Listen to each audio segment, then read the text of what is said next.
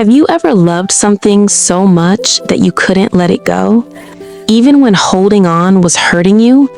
Even when it was time to move forward? There's a young monk who learned the hardest lesson of his life. He had to choose between honoring the past and living in the present, and what his teacher showed him changed everything. Welcome to Morals and Tales. This is the story of the monk's empty cup.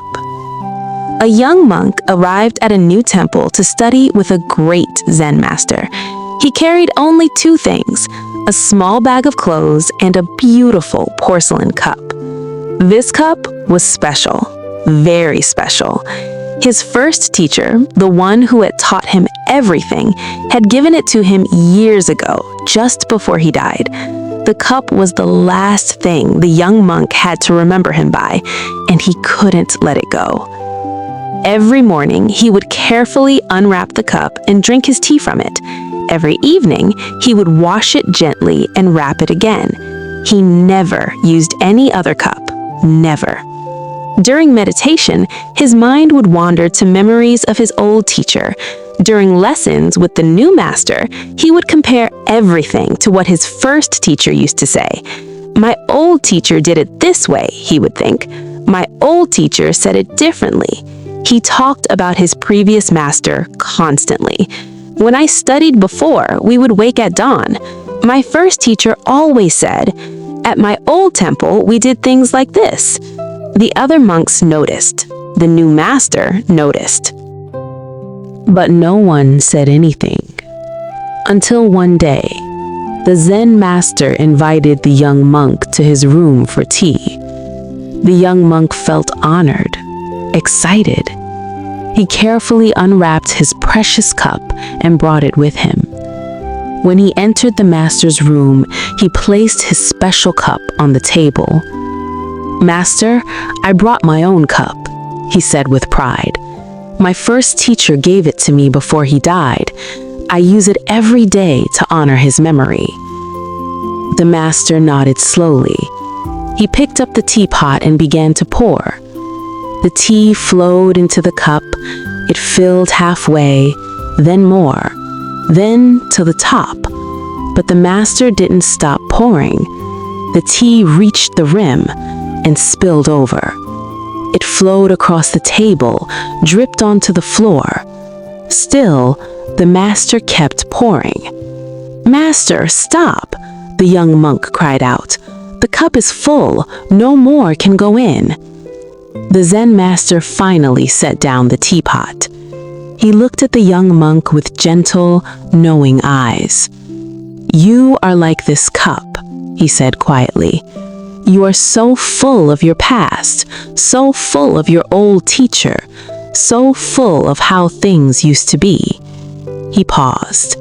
"How can I pour anything new into you when you are already overflowing?" The young monk froze. He stared at the tea spilling everywhere, and suddenly he understood. He had been holding on so tightly to his old teacher that he couldn't learn from his new one. He had been living in the past so completely that he was missing the present. His love for his first teacher, which was real and beautiful, had become a wall that blocked new lessons, new growth, new life. That night, the young monk sat alone in his room. He held the cup in his hands. He thought about his old teacher, the memories, the lessons, the love, and he realized something painful but true. His teacher wouldn't want this. His teacher wouldn't want him stuck in the past, unable to move forward. His teacher would want him to learn, to grow, to become even wiser. Holding on to this cup wasn't honoring his teacher. It was stopping him from living the teachings. So the young monk made a choice that scared him. He set the cup down.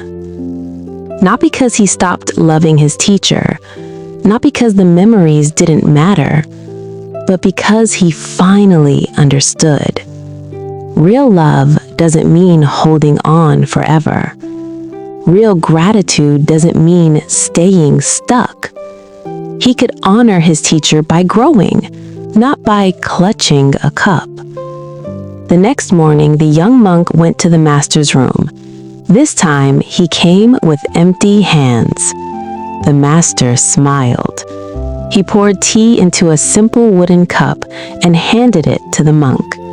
"Now," the master said warmly, "you are ready to learn." This is what Buddhism teaches about letting go. We suffer because we hold on too tightly. We hold on to people who are gone. We hold on to dreams that didn't work. We hold on to who we used to be. And while we're holding on with both hands, life is trying to give us new gifts, but our hands are full. We can't receive anything new. Letting go doesn't mean you didn't love something. It means you love yourself enough to move forward. Letting go doesn't mean forgetting. It means remembering with peace, not pain. When you let go of a friendship that ended, you make room for new friends. When you let go of a dream that failed, you make room for better dreams. When you let go of the past, you make room for the future. So, ask yourself, what are you holding onto that's stopping you from moving forward? What cup are you clutching that's keeping your hands too full for new blessings? What would happen if you set it down, not with anger, but with love and gratitude? Because here's the truth. When you empty your cup, life can fill it again. When you open your hands, new gifts can arrive. When you let go of what's gone, beautiful new things can come.